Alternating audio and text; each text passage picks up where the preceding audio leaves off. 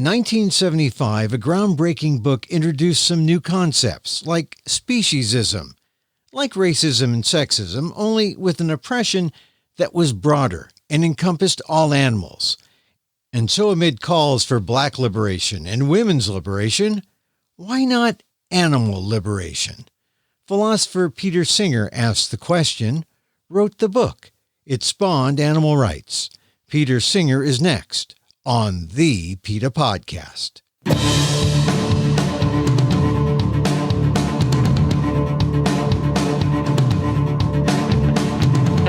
Welcome to the PETA Podcast. I'm Emil Guillermo, your host for this behind-the-scenes look at PETA, the largest animal rights organization in the world. On today's episode, philosopher Peter Singer. His book, Animal Liberation, in 1975, changed how people saw animals in society by arguing that if animals could feel pain, they had a right to live life free from suffering. Singer is now preparing a new edition of Animal Liberation, which will assess how his thinking and society has evolved. But his main point remains the same: the need to end speciesism, the tyranny of human over non-human animals. Singer likes to point out it's no different than the tyranny of sexism or racism, and in many ways, it's no better now than in 1975. Here's my conversation with animal liberation author Peter Singer on the PETA Podcast. You mark differences with each introduction, and it's always like it's a little furthering of a little lessening of this, a little more of that. You mentioned some of the artificial fake meats that are out there now. How do you view how it's been since you first authored Animal Liberation? In my view, our attitudes to animals has definitely improved. Animals have moved from the very far margins of our concerns to being a little closer in, not at the center, but still closer in. We have, when I say we, I mean in, I suppose I'm thinking of in the Western world generally, there are improvements in some of the ways in which animals are treated. For example, and this is a good thing, in looking at experiments that are going on now for the new edition that I'm preparing, I can't find examples quite as blatantly cruel or inflicting the suffering as intense as I had in the 1975 original edition.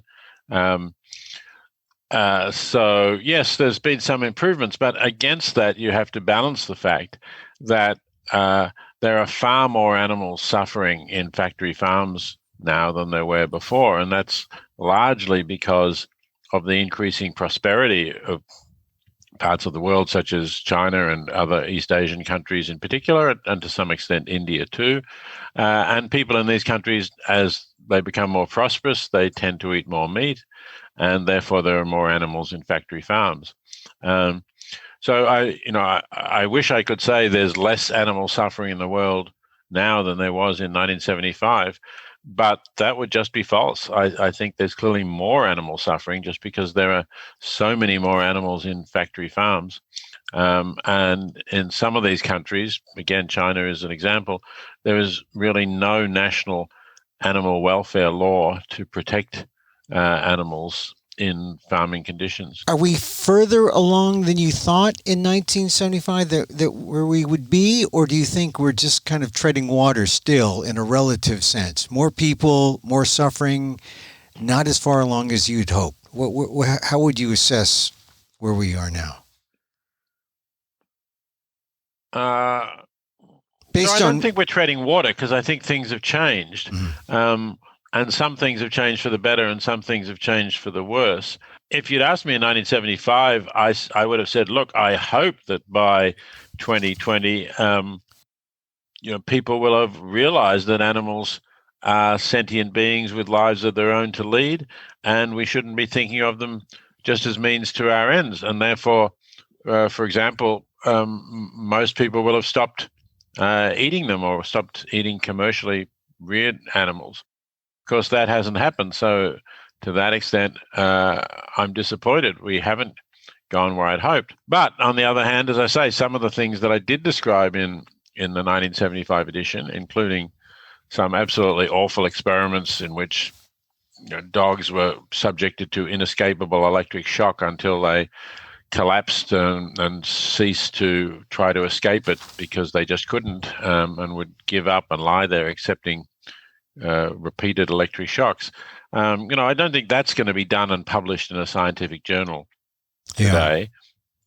Also, some of the worst forms of confinement of animals in factory farms, like individual crates for veal calves and for breeding sows, and the very small and very crowded cage for egg-laying hens, are prohibited in significant parts of the world. So across the entire European Union, some 27 nations, 450 million people, and the UK, which is no longer in the European Union, but still complies with the same laws on animal welfare, and parts of the US, particularly California. So definitely there have been signs of progress. They're not universal, unfortunately. So the progress is there. When you wrote the book in 75, did you think that your book, Animal Liberation, would be received in the way that it has? Because in some respects, not only are you the author of Animal Liberation, but how does it feel to have birthed this book and essentially the movement as well? Well, I'm obviously, very pleased that there is a movement. I'm very pleased that the book helped to inspire that. I wouldn't say I was the only one, but probably I was the one who did most to put these ideas into the mainstream and into the media, and to provide a philosophically rigorous account of why animals matter and why the way we're treating them is indefensible. I mean, it would have been terrible if that had had no impact at all. So I'm glad it's had an impact. And I did think, I told you before, I was hopeful that maybe people would really change and fundamentally and stop eating animals. But I also sometimes thought, here I am coming out against such huge interest groups, the entire farming, agribusiness industry, the scientists performing research on animals. What hope do I have? I'm going to publish this and it's going to basically disappear. So that hasn't happened either. The book has been continuously in print for 46 years now, which is pretty unusual for books. All of that is of course pleasing, but I do want a lot more change. Well, one of the concepts that your book introduced, and it's really the anchor of animal liberation, it's the idea of speciesism. You still kind of apologize for the awkwardness of the word somewhat, but it does describe what it is that must be eradicated, and is really the basis of animal liberation. Here's what is your feeling about the idea of speciesism today? Is there how much? I guess we have a lot further to go for it to have the kind of impact that it needs, right? Absolutely. We are still speciesist. Most people are still speciesist. Society functions on the basis of speciesism in regard to animals. Otherwise, we couldn't be rearing them and killing them and eating them in the way that we are on such a vast scale. And I think that eating of them is kind of at the heart of our speciesism. I imagine that if we stopped eating them, we might find it more possible to really move away from speciesism, although there would still be other conflict areas, including the use of animals for research, of course. So we haven't got rid of that. The concept serves a function, though, in that it makes this analogy with some of these other isms that, again, although we haven't moved past in practice, we reject in theory, or most people, in theory, reject racism and sexism too. So it's making those comparisons and therefore alerting people to think in a different way about animals and about how we might relate to them if we didn't think that because they're not members of our species, they don't really count, or they don't really count in the way members of our species do count. Yeah. I mean, one of the ideas about speciesism is it challenges people to go beyond merely being kind. You recognize that the animals have their own interests and have their inherent rights. And that's usually where people start, getting their dander up and say, okay, let's go at it, Professor. But this is what you write. You say, this book is about the tyranny of human over non-human animals. This tyranny has caused, and today is still causing, an amount of pain and suffering that can only be compared with that which resulted from the centuries of tyranny by white humans over black humans. The struggle against this tyranny is a struggle as important as any of the moral and social issues that have been fought over in recent years. Now, you mentioned racism and sexism, but now you're bringing it, you're putting it in people's faces here now. You say this is, the tyranny of white humans over black humans. Do you think there's been an acceptance of that, or has that been the central resistance of people's acceptance of speciesism? So I wouldn't say that there's been a general acceptance of that. Obviously, there are parts of the animal movement that do accept that. And actually, it was nice to see that Yuval Harari, who's the author of the best-selling book Sapiens, A History of Our Species, does agree with that and actually says, and he wrote an introduction to one of the editions. I don't know if you saw that one, the Bodley Head edition published in the UK. He wrote an introduction in which he says that the treatment of animals by humans may be the greatest crime that humans have committed throughout the history of our species. So, here's somebody who I didn't know at all had an interest in animals until I saw him write that, saying this. So there is somewhat more acceptance of this idea than there used to be. Yeah. And I think if you look at the amount, we're just talking about quantities of pain and suffering here. Mm-hmm. And the numbers are so vast, something like 70 billion animals, like about 10 times the entire world's population, raised and killed for food each year, often in conditions that cause an immense amount of pain and suffering to them. Then I think, that statement is probably true. So I hope that more people will accept it and will recognize that this is a very major issue, that if we want to reduce pain and suffering in the world, starting with what we're doing to animals is a very good way of doing it. Right. Well, let me go on to something else that you wrote, connected to that. You write, the core of this book is the claim that to discriminate against beings solely on account of their species is a form of prejudice, immoral and indefensible, in the same way that discrimination on the basis of race is immoral and indefensible. I mean, that's pretty clear. That's something that might be startling to some people, not to others who are ready to take that leap. But there are some who say, what, right? They're saying, this can't be. You can't be talking about slavery. You can't be talking about racism. But you continue. Greatly as I admire those who have eliminated speciesism from their lives purely because their sympathetic concern for others reaches out to all sentient creatures, I do not think that an appeal to sympathy and good-heartedness alone will convince most people of the wrongness of speciesism. So throughout this book, I have relied on rational arguments. Unless you can refute the central argument of this book, you must now recognize that speciesism is wrong, and that if you take morally seriously, you must try to eliminate speciesist practices from your own life and oppose them elsewhere. Otherwise, no basis remains from which you can, without hypocrisy, criticize racism or sexism.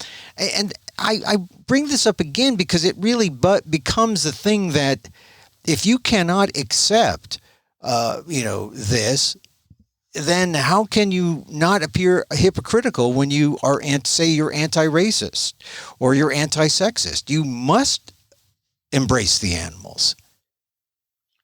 I think that that's right. And of course, that is an argument that I suppose has not yet been accepted. But I am trying to put, as I say, a rational argument out there. And that's because, of course, my background is in philosophy, and philosophy deals in rational arguments.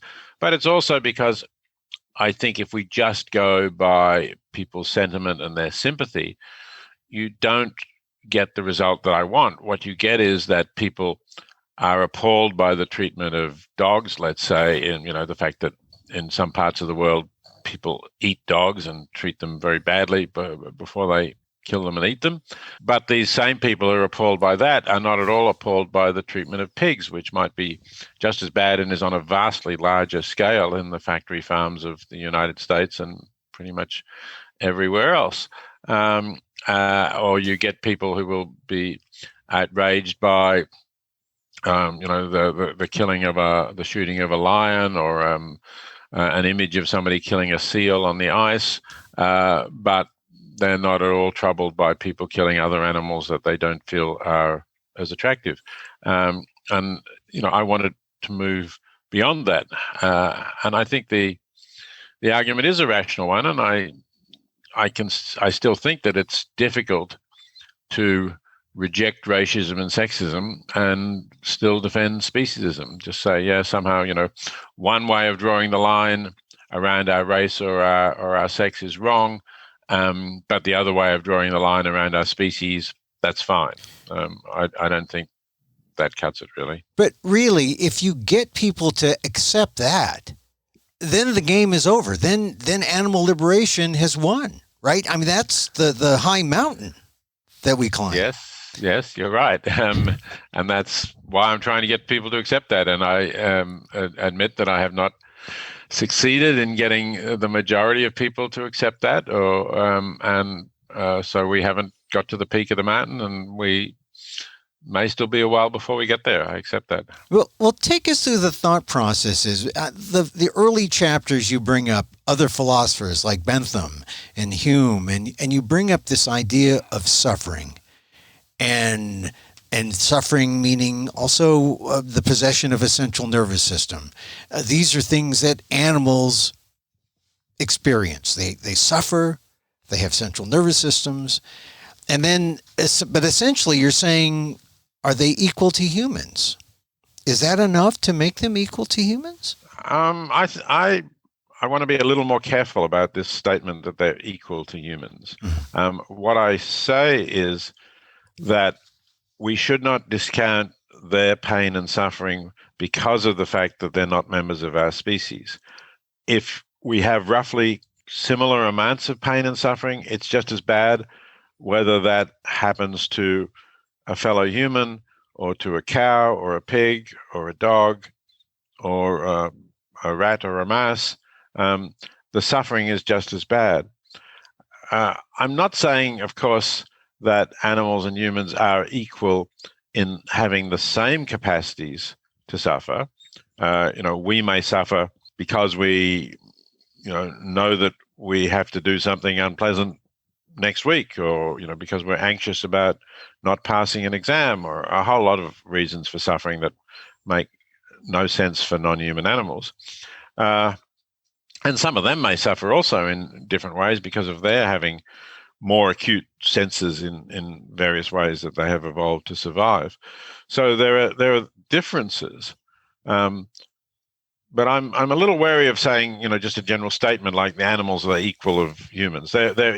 What I'm saying is we should give equal consideration to their interests where their interests are similar to ours, where they have comparable interest in not feeling pain or not suffering or enjoying their life. That's the kind of equality that I'm looking for. Right, because a lot of people who are opposed to you would say, "Oh, we're not equal. I'm more, I'm worth more than my dog." They'll come up with something like that. So it's not a perfect equality in that sense, but it's what capacity to feel pain.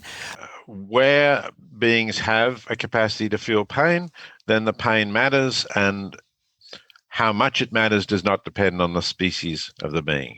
It may depend on to what extent they feel pain, what they are feeling, and sometimes that's rather hard to know.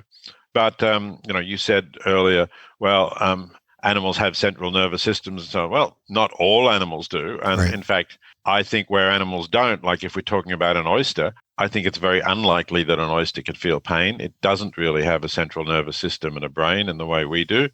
So in that sense, you could say, well, animal liberation is not for all animals, because if it's true that oysters can't feel pain, then it doesn't make sense to say we should give equal consideration to their pain, because they just don't have any. In that sense, they're more like a plant. So, it's a matter of looking at every different species of animal and saying, what can they feel pain?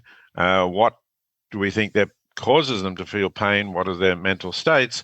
But I do think that whenever animals have a capacity for suffering and pain, then that's something that needs to be considered, and considered for what it is, not discounted because they're not humans. And then who becomes the arbiter? I guess humans are the arbiter, right, of who gets rights, or who gets some kind of deferral, or who gets some special status?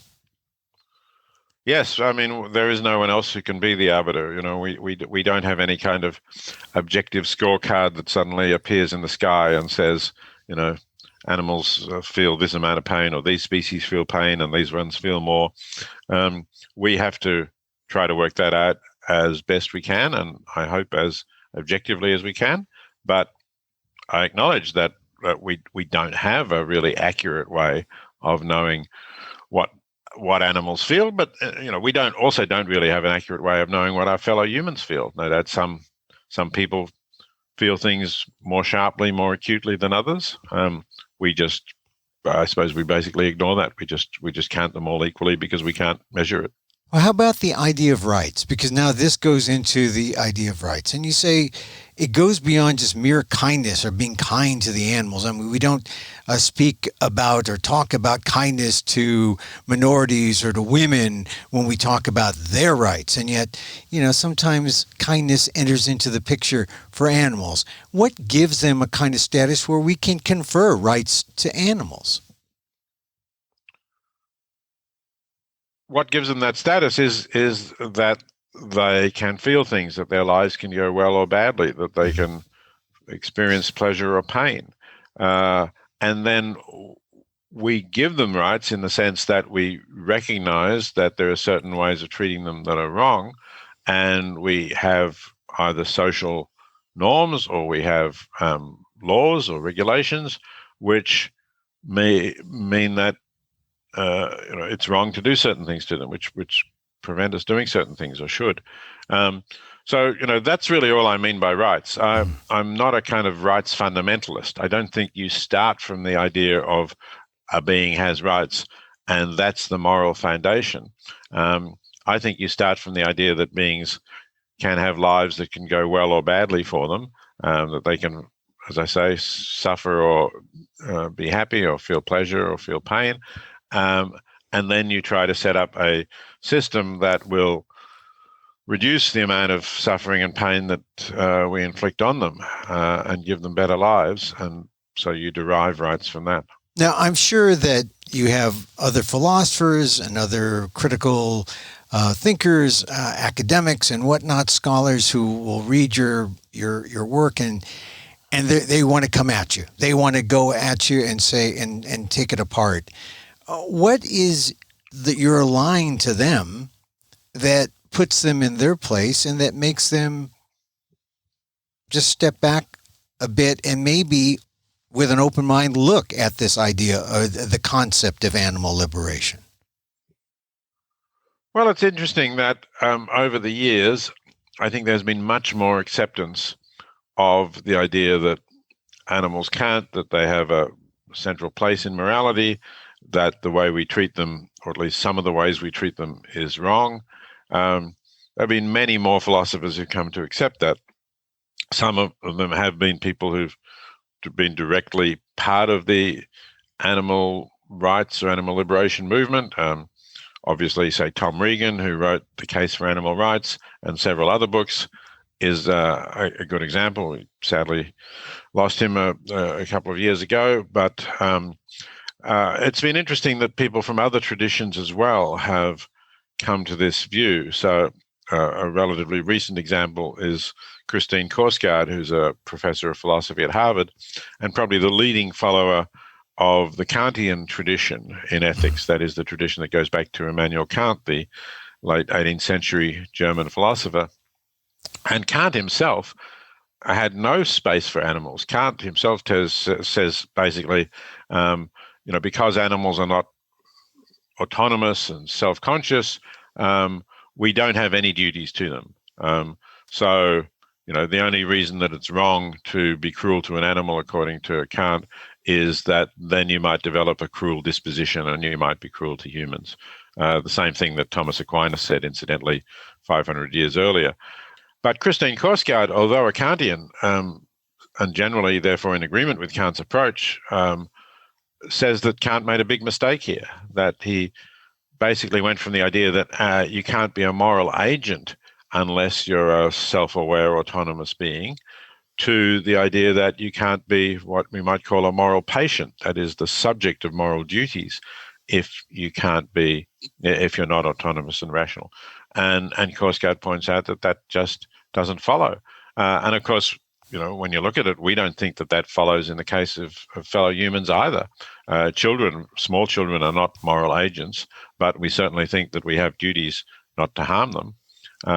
So, why should the fact that animals are not moral agents mean that we don't have any duties against harming them? So from the beginning of writing this and getting the kind of opposition to your book, you found philosophers especially coming more toward you.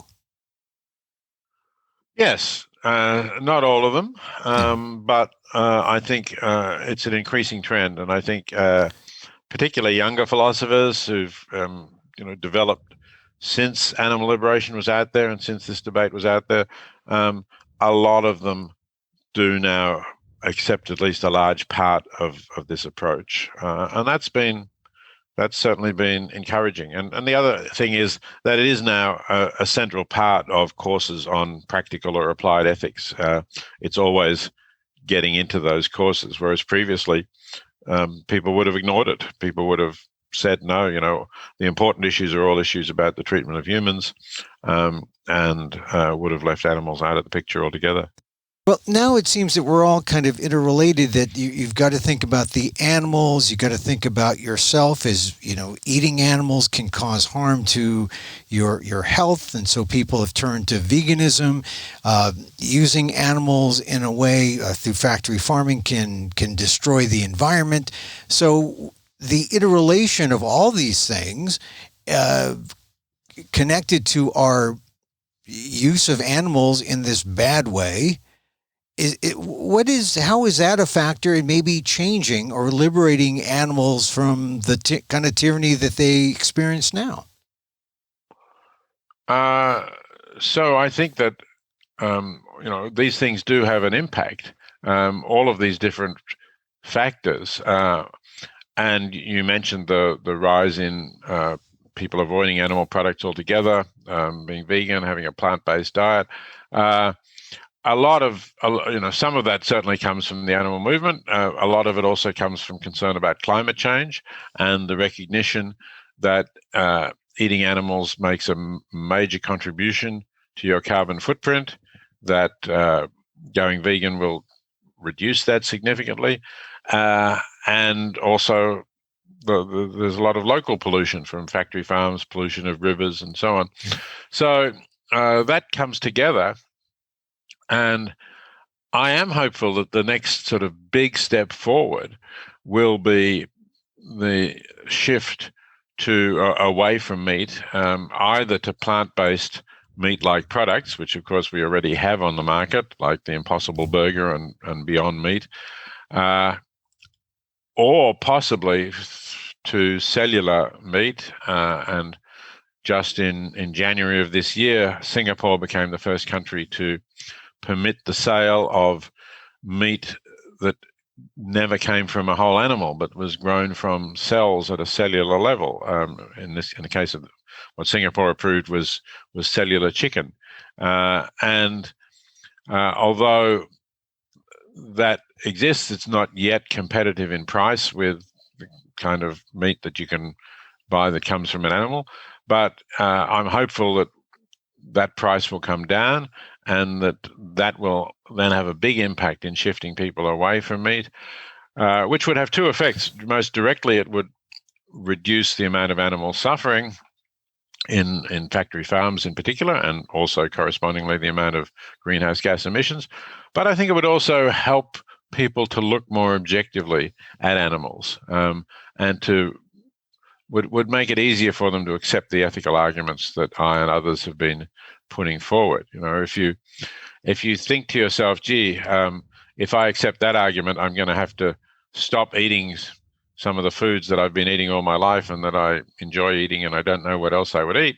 That creates a powerful barrier to accepting the argument. I think if people were perfectly rational, it wouldn't, but we're not perfectly rational. So if people start eating these other products, and then they can look more objectively at these arguments, I think that could make a big difference. Well, one of the things that you just point out is that the biggest argument is, well, this is the way it's always been done. This is what I know. This is what we do.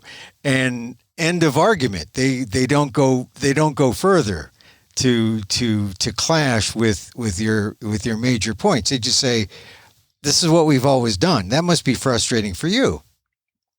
Yeah, it's very frustrating. And of course, it's a terrible argument, because the same arguments, were used to continue to have men dominant over women. That's the way society has always been organized. People would appeal to religion, and some remarks in the Bible about suggesting that men are dominant. It's a terrible argument, but it does seem to be an argument that is powerful for people. They find it hard to imagine changing things that they've grown up with, and that they know that their parents and grandparents grew up with, and to acknowledge that this is wrong and that needs to change. That's a big shift. But the other drive could be just capitalism grows up and gets a sense of wisdom and a sense of morality, which is people make money on not killing, not torturing, not being unkind to animals. I think a lot of your listeners will think that it's wishful thinking to believe that capitalism itself will grow up and get morality. And some people do say to me, look, capitalism is the root of the problem, and unless you overthrow capitalism, you're not going to change this. I think both of those views are actually wrong. I think capitalism is morally neutral in itself, because it responds to what people buy. Capitalism requires consumers to buy its products. Otherwise, obviously, a business that makes products that nobody wants to buy in a capitalist society goes bankrupt. We really need to get the consumers demanding different products, and saying, for example, look, if I can get something that tastes like meat and cooks like meat, and I can make my traditional meals with it, but it's plant-based or it's cellular-based, and there was never an animal who suffered because of it, then if people will then buy that, then capitalism will start to provide it, and capitalism will then gear up to manufacture this product. There will be market competition to make it as good as possible and as cheap as possible, and I think it will spread. Well, that's all I meant. The end of animal suffering, if the money is followed and the capitalists find that on the demand side, they can make money on veganism, make money on anti-suffering. Maybe that's the outlying hope. I mean, it would be better if you had victory on the treating animals is akin to the discrimination toward dark-skinned people and racism, that kind of discrimination. I think that's the high peak we want to climb. But really, any entree to the truth or any entree to the goal is welcome. What do you see as the most likely, and what are you saying in your new edition about maybe the next 45 years? Yeah, well, I'm still just drawing together the research for the new edition, so I can't exactly tell you what my conclusions will be. But I do think that there will be two avenues for change. I still think that ethical arguments can persuade people. In fact, I recently did with a couple of colleagues a controlled study of students at a major American university some of whom took a course on animal ethics and some of whom didn't, but otherwise they were kind of randomly assigned to these different classes. And there was a drop in meat consumption among those who took the course in animal ethics, not a huge drop, but a statistically significant drop. So I think that arguments do make a difference, but I certainly think we will need to draw on changes in what the market produces in order to really make the large-scale difference that I'm hoping we will make. There are two areas in the current edition, or the edition that exists now. You talk about vivisection and experimentation, and you talk about factory farmers. So you talk about the consumption, factory farms, you talk about the mistreatment of animals in the vivisection side. Talk about those two areas, and where is the future for those two areas?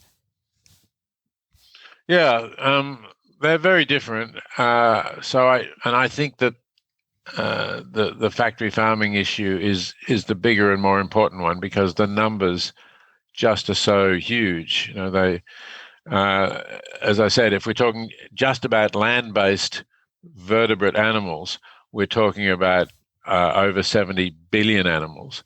If we're talking about animals used in laboratories, we're maybe talking about 200 million animals. Most of the estimates don't go any higher than that, between 1 and 200 million. That's a lot of animals, but 100 million compared to 70 billion, that's 700 times as many animals, 700 animals in factory farms for every one animal in a laboratory. And I don't think the suffering in factory farms is any less. It's certainly more prolonged, and for most animals, it's probably worse, because essentially these animals, they aren't worth very much. You've got to produce them cheaply. You don't care about them as individuals. So I think in that area, as we've been saying, we have to try to provide alternatives that people want to buy and want to eat, and then maybe we can shrink that down. And while we're talking about animals for food, I will talk more in this new edition about fish, because I think in 1975, I was still a little hesitant to talk about fish. It was going to be difficult enough to get people to worry about cows and pigs and chickens, and fish, living in an element that we don't actually inhabit, not being able to show their suffering through facial expressions or through emitting vocalizations, noises that we can hear, being kind of cold and slimy.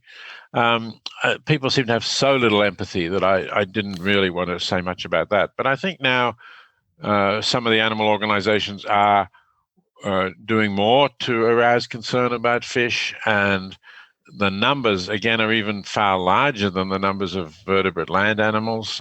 Estimates of the number of fish killed by humans each year go over 1 trillion, over 1,000 billion, in other words.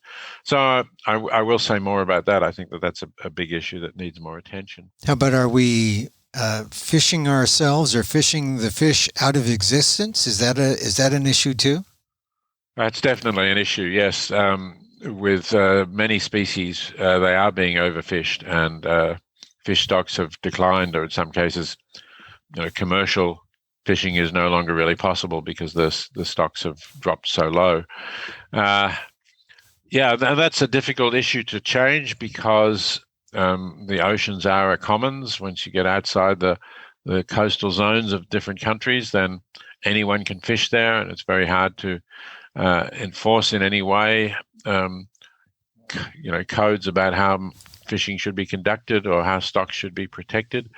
It would take a very educated consumer populace to really pay attention to sustainable fishing labels. So again, I think the big hope is to try to develop cellular-based fish, and there are companies that are working on that. So there were, and for at least some kinds of fish, the sort of fish fillet kind of fish, Right. I think this is going to be quite possible that we will be able to produce something that actually is fish at the cellular level, but didn't come out of the oceans. This is all about having a taste for fish or taste for meat. What about what all these eating these animals do to the consumer, the human being? Could self-interest be a way out of this problem, knowing that what eating meat does for heart disease, what eating mercury in the fish supply, what that could do to human health? Is self-interest a factor in maybe leading us toward a moral ground? It's a factor, but I don't. It's been, those issues have been around for a long time, and I don't know that they've made a huge amount of progress in terms of getting into people's consciousness and persuading them to change what they eat. It's made some difference. Diabetes, heart disease, I mean, that could change. I know there's a lot of evidence, and there's a lot of good reports. The Lancet has come out with these series of reports about how both for human health and for the health of our planet and the climate, we need to dramatically reduce, in particular, our red meat consumption, but also reduce other animal product consumption to lower levels. And yeah, I think more doctors are aware of that. Maybe it's making some difference. But as I say, when you look at the figures on the amount of meat that people are eating, if there is a decline, and there is certainly a decline in red meat consumption in Western countries, but if there is a decline in that, then it gets offset by the growth in meat consumption in China and other Asian countries. So we talked about the factory farms. What about vivisection? What is going to change how animals are treated there? The automatic assumption on which the use of animals is based is that human interests trump the interests of non-human animals. And I don't think that that's how it should be. I think we need to give full weight to the interest of non-human animals. And if we did, then a lot of the research that is done now would not be done. Well, one of the things during this COVID period, the race for the vaccine, by skipping needless animal tests, the vaccines came out sooner. There were still some animal tests, but not nearly as many as would have been required in previous years, or for other drugs and other instances. That's a plus. They were able to skip many experiments and get vaccine to market much sooner. Do you think that's going to have any kind of impact in your mind, or is this just a one-off?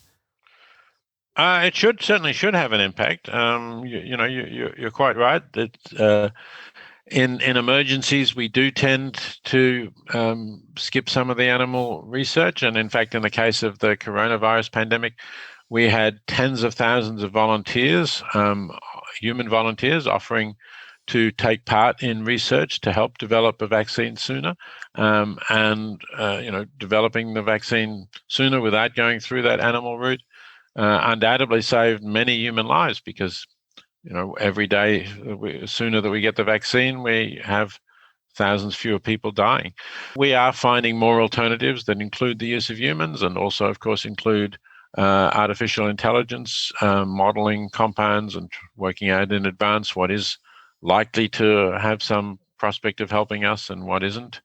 And there's also development of using cells, isolated cells, rather than whole animals. I think all of these things are making progress and reducing animal suffering. But there are other things where animals are continuing to be used, of course, and there's a lot of new areas of research that I guess can't really be done without animals. For example, gene research, trying to modify genes and seeing what that does. So I think there's still big problems in the animal research area, and will be for some time to come. Now, this is a question that comes out of some things I've read in your book and some other books that you've written on animal rights. And it's about how you deflect criticism when people look at a typical look at an animal rights person. The first thing they do is, as you know, they look at your shoes. Are you wearing leather? Are you eating a burger? Are you eating? How do you view that? How do you, as a person who wrote Animal Liberation, how do you deflect that kind of criticism? How do you go after that? Well, not wearing leather shoes is a start, obviously. And there's no need to wear leather shoes at all. We have lots of good non-leather substances that we can make our shoes of. And apart from the Impossible Burger, which I tried because it was a plant-based burger and I hadn't had a burger for decades. Well, I hadn't had a burger that tasted like a meat burger anyway. I guess I'd had lentil burgers and things of that sort. If you want a burger, you can always eat that. I actually decided this wasn't something that I really particularly needed to be eating anyway. I've got a lot of other, plant-based meals that I think are much more delicious than burgers anyway, and easy to make. So, yeah, I'd say two things about this. One is you try to basically have a lifestyle where your consumption does not harm animals, is not complicit in causing harm to animals. But the second thing is, I don't think you have to be absolutely pure in every respect. For me, this is not a religion. It's not like somebody who's keeping kosher or halal and has to make sure that there's not the tiniest amount of whatever the prohibited substance is. Because my concern is I don't want to give my support, my dollars, to animal abusing industries. And so that's why I'm not going to go to the supermarket and buy a chicken. But if somebody, if there's some tiny amount of something in that I've been eating and somebody says, oh, that had a bit of dairy in it or something like that, I'm not really troubled by that. These insignificant quantities, as I say, it's not a matter of personal purity.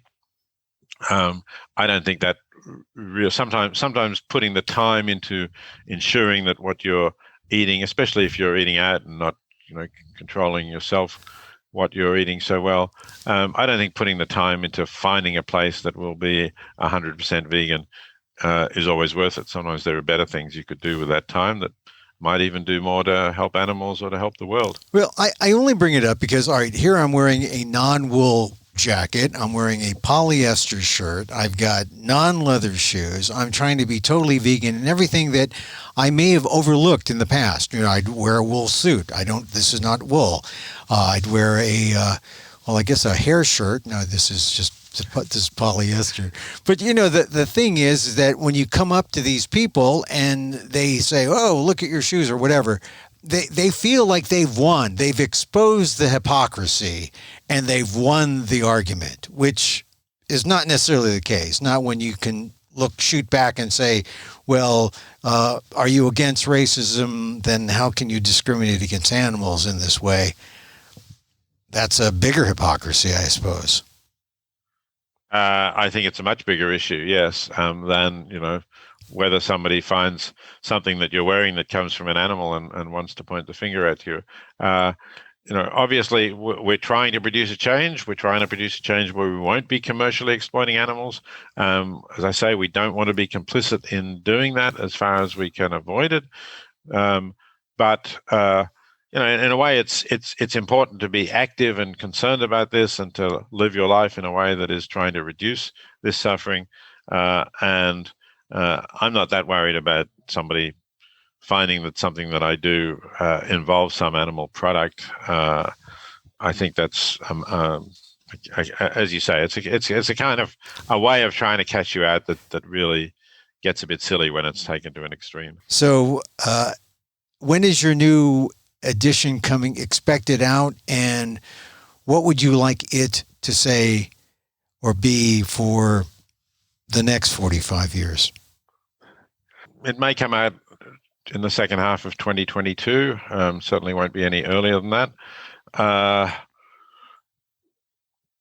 I hope that it won't be needed for another 45 years, to be honest. I hope that what it will say is that many of these things are still happening. We've made some progress. We've gone backwards in some other respects.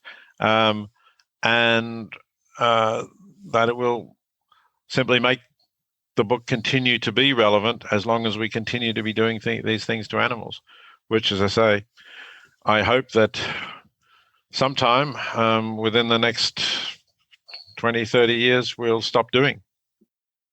Peter Singer, the author of Animal Liberation, thank you for being on the PETA Podcast. Thank you very much, Emil. It's been good talking to you and talking to your listeners.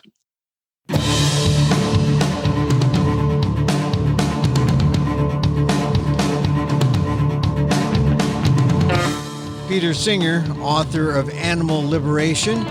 He talked to us from Australia. And that's our show this time out. Thank you for listening.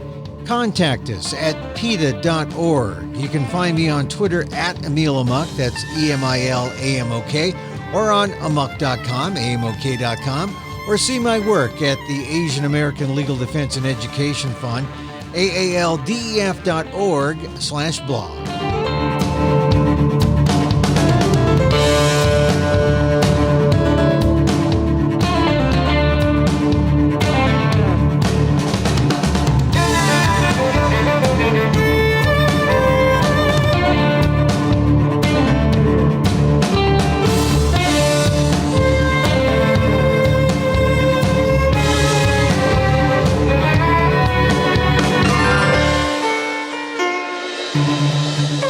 Once again, thank you for listening. Check out all our episodes on your favorite podcast app or on Apple Podcasts, where you can rate and review the show.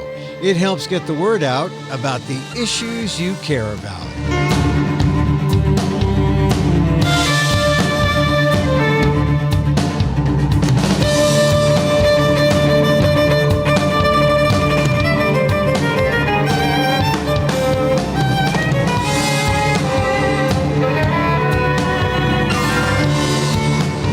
Our music is provided by Carbon Works. Check them out on YouTube.